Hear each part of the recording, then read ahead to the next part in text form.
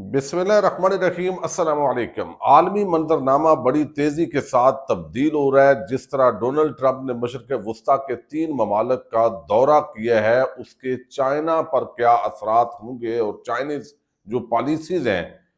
وہ اس حوالے سے کتنی افیکٹ ہوں گی، اور دوسری طرف یوکرین کے جو پریزیڈنٹ ہیں انہوں نے رجب طیب اردغان سے ترکی کے اندر ملاقات کی، اور وہاں پہ پیوٹن جو روسی پریزیڈنٹ ہیں انہوں نے آنا تھا، لیکن آنے سے انکار کر دیا گیا۔ کیا یہ طیب اردغان کی انسلٹ کی گئی ہے، یا یہ دراصل کہیں گیم اور ہونے جا رہی ہے؟ اس پہ بات کرنی بڑی ضروری ہے اور بڑی عام انفارمیشن ہے۔ پاک فضائیہ نے جتنی بڑی کامیابیاں سمیٹی ہیں، اب مختلف ممالک جو ہے وہ دلچسپی لے رہے ہیں، انہوں نے رابطہ کر لیا ہے کہ آخر وہ کامیابی کا نسخہ ان کو بھی دیا جائے جو دوسری مرتبہ انہوں نے بھارت پر آزمایا ہے۔ اس حوالے سے خبر ہے، اور آج پورے پاکستان کے مختلف شہروں کے اندر ایک مرتبہ پھر پاک فوج نے توپیں چلائی ہیں،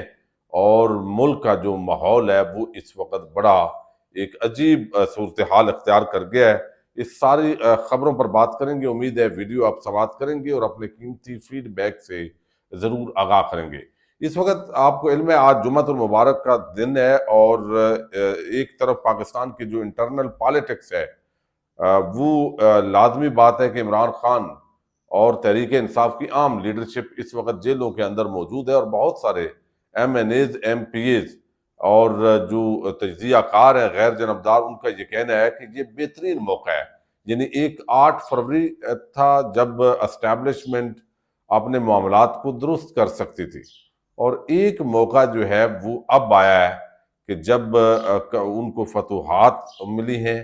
تو اس موقع کا فائدہ اٹھا کے یہ جو ایک نفرت کا ماحول ہے جو نوجوانوں کے اندر، عام لوگوں کے اندر، اور خاص طور پر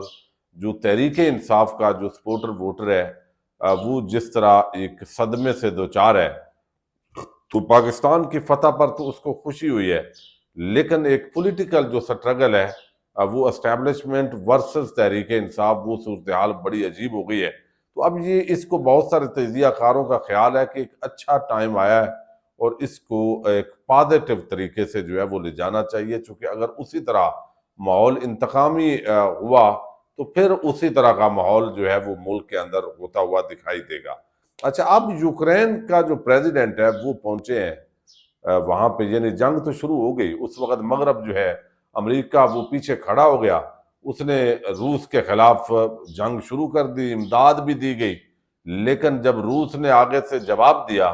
تو اب وہ امریکہ، وہ مغربی طاقتیں پیچھے ہٹ گئی ہیں، اور وہ درمیان میں اس وقت ایک بے یار و مددگار لٹکا ہوا یوکرین کا جو صدر ہے وہ کبھی ادھر جاتا ہے کبھی ادھر جاتا ہے، اور ایک باقاعدہ ایک یعنی آپ سمجھے مذاق بنا ہوا ہے۔ اب جب آپ کسی کے ہاتھوں میں کھلونا بنتے ہیں تو پھر اس کے اندر ہوتا یہی ہے۔ اب ترکی کے اندر ملاقات ہونی تھی، رجب طیب اردغان اس کے اندر ثالثی کا کردار ادا کر رہے تھے۔ روس نے کہا ہم اپنے وفد کا اعلان کریں گے، لیکن پہلے نہیں بتائیں گے۔ توقع یہ تھی کہ صدر پیوٹن آئیں گے، لیکن وہ نہیں آئے، اور ایک جو ہے وہ روٹین کا ایک وفد بھیجا گیا، تو بالآخر اس کے ساتھ جو ہے وہ ملاقات ان نہیں کی جو یوکرینی صدر ہیں، تو ساتھ ہی جو اردغان ہیں ان کے ساتھ ان کی ملاقات ہوئی ہے، اور انہوں نے کہا ہے کہ روسی صدر پیوٹن کا نہ ہونا اور صرف ایک نمائشی ٹیم بھیجنا اس بات کا ثبوت ہے کہ روسی صدر جنگ کے خاتمے کے لیے سنجیدہ نہیں ہے۔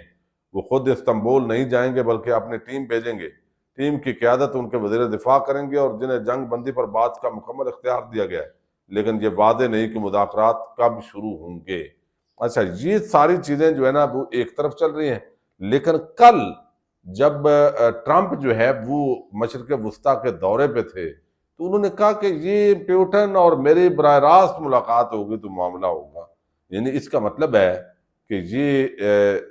یہاں پہ ویسے ہی الجھایا ہوا ہے، اور بات پیوٹن اور ان کی ہونی ہے۔ تو ایک تو یہ بڑی عام معاملہ ہے، اور اس کو بعض لوگ جو ہے وہ رجب طیب اردغان کی جو ہے وہ انسلٹ بھی لے رہے ہیں۔ اچھا، دوسرا جو بڑا ماجرا ہے وہ اس وقت پاک فضائیہ نے جو کامیابیاں سمیٹی ہیں، بھارت نے بہت پردہ ڈالنے کی کوشش کی، اب بھی کر رہا ہے، لیکن وہ نہیں ڈالا جا رہا، چونکہ جو تابکاری مادہ خارج ہوا ہے 5 کلومیٹر ارد گرد جو براموس جو میزائل ہیں ان کا جو ڈپو تباہ کرنے کا دعویٰ کیا گیا تھا، وہ کافی حد تک درست اس لیے ہے کہ 5 کلومیٹر کا جو علاقہ ہے اس کے اندر سے آبادی کو آؤٹ کر دیا گیا، اور کھڑکیاں دروازے جو بند کرنے کے احکامات دیے گئے تو اس سے تابکاری جو مادہ ہے وہ خارج ہونے کی اطلاعات ہے۔ اب اس پر جو ہے وہ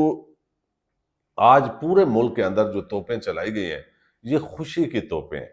یعنی اسلام آباد کے اندر وفاقی دارالحکومت میں، صوبائی دارالحکومتوں کے اندر، وفاقی دارالحکومتوں میں حکومت میں 31 اور صوبائی دارالحکومت میں 21 توپیں چلا کے سلامی دی گئی ہے پاک فوج کے ان شہداء کو، غازیوں کو، جنہوں نے اتنا بڑا مارکہ بنیان المرصوص جو ہے اب وہ انجام دیا ہے۔ اب یہ مزار قائد اور جو مزار اقبال ہے ان پر گارڈز کے تبدیلی ہوئی ہے، جو تقریب ہوتی ہے، پھر اسی طرح جو شہداء غازی ہیں خیبر پختونخوا، بلوچستان، وہ شہداء کے مقامات پر گئے ہیں، وہاں پہ سلامیاں پیش کی گئی ہیں، تعلیمی اداروں کے اندر جو اسٹوڈنٹس ہیں وہ تقریبات کر رہے ہیں، مختلف ڈپارٹمنٹس جو ہیں وہ تقریبات کر رہے ہیں، تو ایک بڑی قومی یکجہتی کا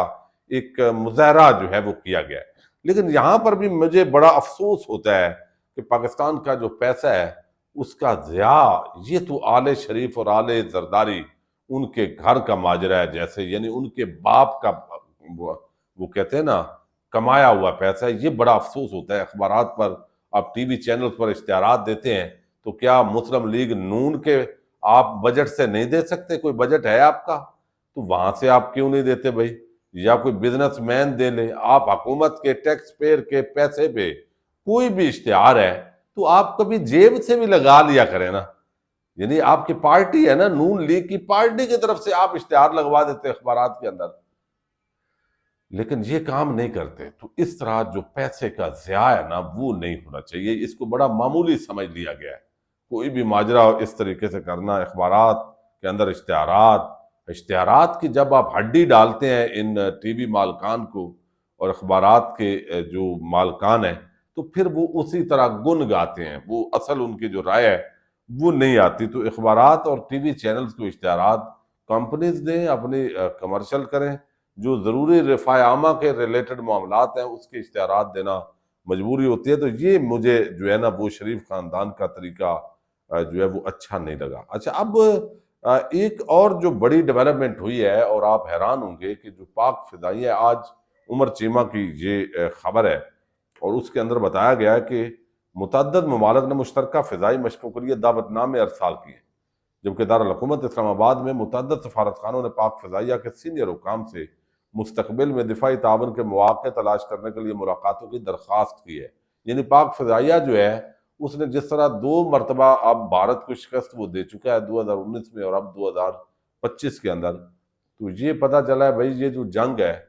یہ تو پاکستان جیت جاتا ہے تو ان کی جو حیثیت ہے، وقار ہے، اس کا عالمی اضافہ ہوا ہے۔ جدید دور کی اس شاندار فضائی جنگ میں پاکستان کی فضائیہ نے کامیاب مہارت سے 6 بھارتی لڑاکا طیارے مار گرائے، جن میں قیمتی اور جدید ترین رافیل طیارہ بھی شامل تھا۔ اس فضائی لڑائی میں پاکستان کے 42 کے مقابلے میں بھارت کے 72 طیارے میوے پرواز تھے۔ اچھا، آگے وہ سارا کر کے انہوں نے کہا باخبر ذریعے نے انکشاف کیا کہ متعدد سفارتخانوں نے پاک فضائیہ سے رابطہ کیا ہے۔ دفاعی اتاشیوں نے یہ جاننے میں دلچسپی ظاہر کی ہے کہ مشن کو کیسے انجام دیا گیا اور اسٹریٹجک تعاون کے لیے کیا مواقع موجود ہیں۔ تو وہ کامیابی کا جو نسخہ ہے وہ مختلف ملک جو ہے اب پاک فضائیہ سے مانگ رہے ہیں، اور یہاں پہ آپ دیکھیں جو 10C ہے اس کے ویلیو میں اضافہ ہوا ہے، جو اس کا جہاز ہے چائنا کا، اس کی بڑی مارکیٹنگ ہو رہی ہے، اس پہ بھی بہت اس وقت بات ہو رہی ہے۔ اچھا، اب یہاں پہ جو اگلی خبر ہے وہ یہ ہے کہ ڈونلڈ ٹرمپ نے مشرق وسطیٰ کے مختلف ممالک کا جو دورہ کیا ہے، اب اس دورے کے اندر جو ہے وہ یہ بات سامنے آئی ہے کہ یہاں پہ وہ خربوں یعنی ٹریلینز آف ڈالرز، تقریباً 3 ٹریلین سے زیادہ کی جو کمٹمنٹس ہیں اور کچھ ایگریمنٹس کر کے وہ واپس جا رہے ہیں۔ اب ایک طرف وہ مسلمانوں کی حالت زار ہے، کہا جاتا ہے جو اس ملک کو جو مسلمان کی بستیوں کے خلاف برسر پیکار ہے، ظلم کر رہا ہے، تو اس کے جو ہے وہ یہاں پہ ذکر نہیں کیا، یہاں پہ یہ بھائی تسلیم کرنے کا تو ذکر کر دیا ہے، اور کیا کرنا ہے۔ اور پھر جس طریقے سے وہ آئے ہیں، جس طرح استقبال ہوا ہے، یہ ایک غلبہ ہے، اور اس کو اس تناظر میں دیکھا جا رہا ہے کہ خطے کے اندر جو چائنا کا ایک اثر و رسوخ ہے، یا روس کا جو اس کے مقابل ہے امریکہ کے، ان کو یہ بڑا واضح میسج ملا ہے کہ بھئی طاقت اس وقت جو سپر پاور ہے وہ امریکہ ہے۔ تو امریکہ جو ہے وہ اس کے سامنے عرب ممالک، اور عرب ممالک کا جو اثرات ہیں وہ پھر آگے پورے عالم اسلام میں ہوتے ہیں، تو وہ اس وقت یعنی یہ ہیں۔ اور یہ تقریباً 3.2 ٹریلین ڈالر کے معاشی معاہدوں اور سرمایہ کاری کے وعدے لے کر وہ گیا ہے۔ صدر ٹرمپ کے دورے کے دوران اگلے 4 سالوں کے لیے $600 بلین کی سرمایہ کاری کرنے کا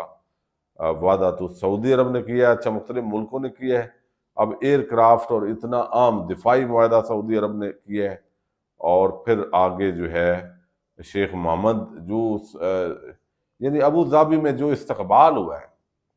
یعنی وہ ہمارے ٹی وی چینل نے تھمبنیل لگایا ہوا تھا شاندار استقبال، تو یہ کم از کم وہ جو ایک یعنی اس پہ کمنٹ نہیں کیا جا سکتا۔ اب کیا یعنی اس حد تک لیول گر گیا ہے بھائی۔ تو یہ اب امریکہ کے لیے یہ خلیجی دورہ ایک معاشی دورہ رہا ہے، جا کے ڈونلڈ ٹرمپ نے کب الٹا سیدھے بیان دے دینے ہیں کسی کو کوئی پتہ نہیں ہے۔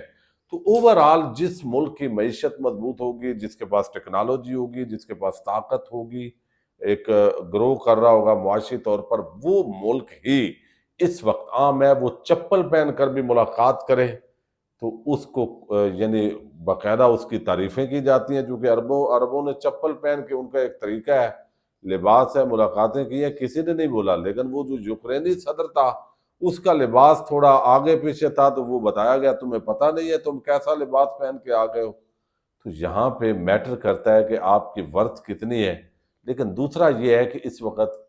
یعنی امت مسلمہ اور باقی جو کنسپٹ ہیں وہ مدم ہو گئے ہیں، بس ہر کوئی اپنے مفاد